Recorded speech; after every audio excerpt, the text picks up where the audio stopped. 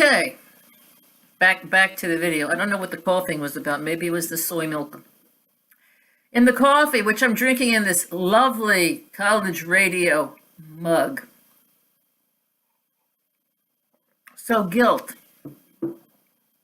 So guilt. What does guilt do? And I actually prepared myself a little note here.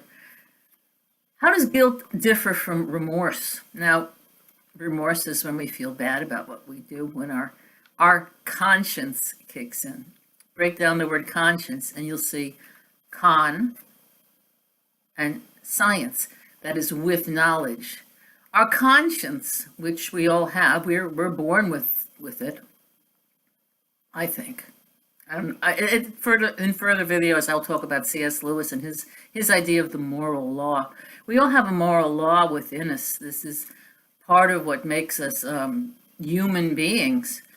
And we can feel remorse for things we've done.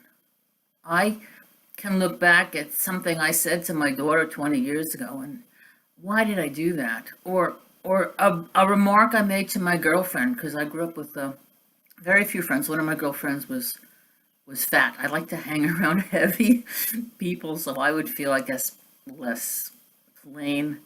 Something I said to her, and she's probably forgotten about it, but I still have that remorse. We can feel remorse for what we do, and if you believe in a God and a forgiving spirit, that's what he wants. He wants you to acknowledge things you've done. So I have a AAA plan here, and I wrote that instead of guilt, instead of feeling like a worthless human being, instead of that wonderful phrase, "Oh, I'm going to hell," which A, presumes there is a hell, and B, presumes that you know how God is going to judge you. That phrase has no meaning, and people will use that phrase, "Oh, I'm going to hell anyway," to justify further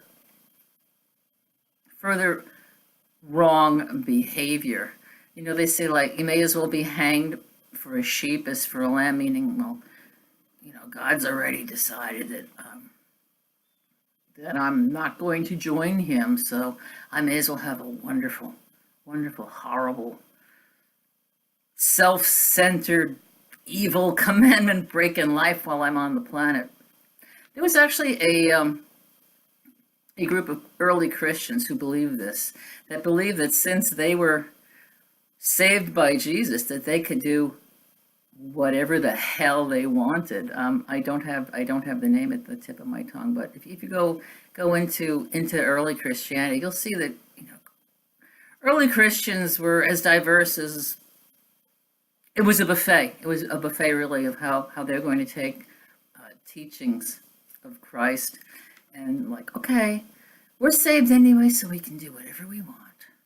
And then there's the people who say, "I'll never be good enough. I'm so guilty.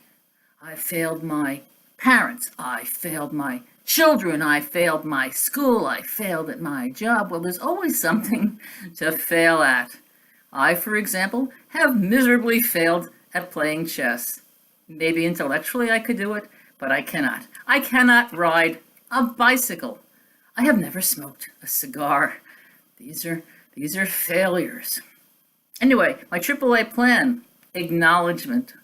Acknowledge that you've done something that you don't care to have done.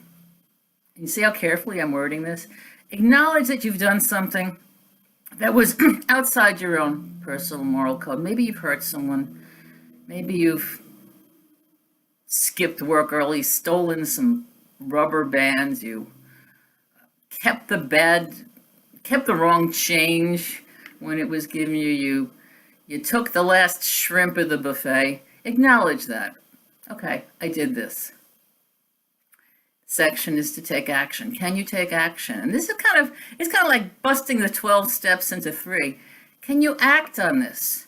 Can you make an amend to this?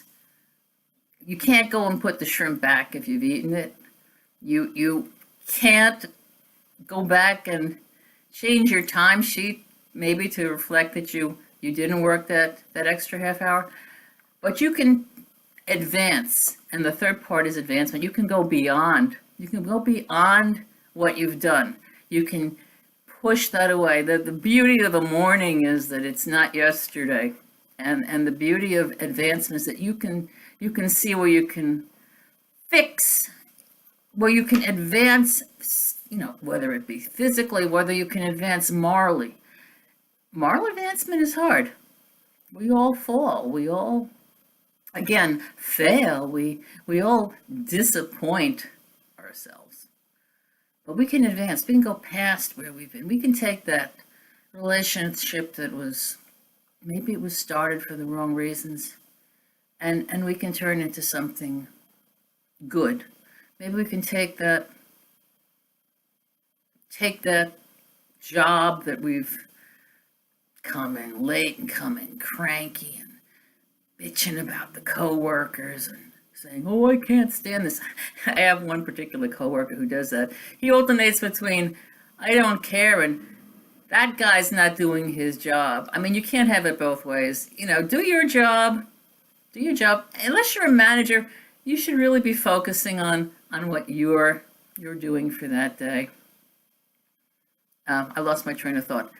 Advance. Get past yourself. Get past that guilt, because the term guilty pleasure is so overused. Indulgence. Oh, I had a brownie. Have you ever heard a woman say they've been bad because they've eaten something that wasn't 100% healthy? Do you ever hear a man say that? No, because they're not taught that way. A guy will take an extra cookie. A woman will go past the plate 6 times, rationalize it to herself. Well, I didn't have a cookie yesterday. Think of the future, which most likely won't happen. Oh, I'll walk an extra half mile, and then we'll eat that cookie. But mixed with the pleasure of the cookie is guilt. And guilt don't digest so well.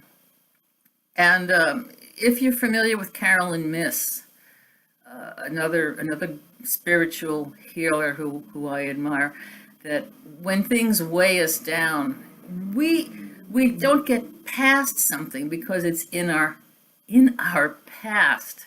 Now, I'm old enough to have had quite a past, and fortunately, I still have a present, and I'm looking forward to a few years in the future. But I'm not one of these people who takes their ID, and I've seen people at work do this, their ID photo and hanging there, say, we have to take current ID photos, but they will have on the other side, say, a picture of them in high school. And I don't work with young people. Most of my coworkers are 50, 60 years old. And if you go to their Facebook page, you'll see pictures of them in high school, pictures of their kids. There's something they're not acknowledging. I have to acknowledge that this is a 60-plus-year-old face. I have to acknowledge that things are falling and my brother's teeth are showing, and that without a little makeup, you wouldn't see me at all, and that things are getting paler and hair is getting thinner. This is how we are, and society doesn't want to see that. And the worst thing you can say to a woman is, you look tired. Well, it means I didn't put enough makeup on. Anyway, so guilt, which doesn't exist. If you can take guilt out of your life, maybe it's been burnt into you. Maybe somewhere in your heart is this feeling that you're not worthy or something. Maybe your mother actually told you, I didn't want you. Even if that were the case, a child should never be told that.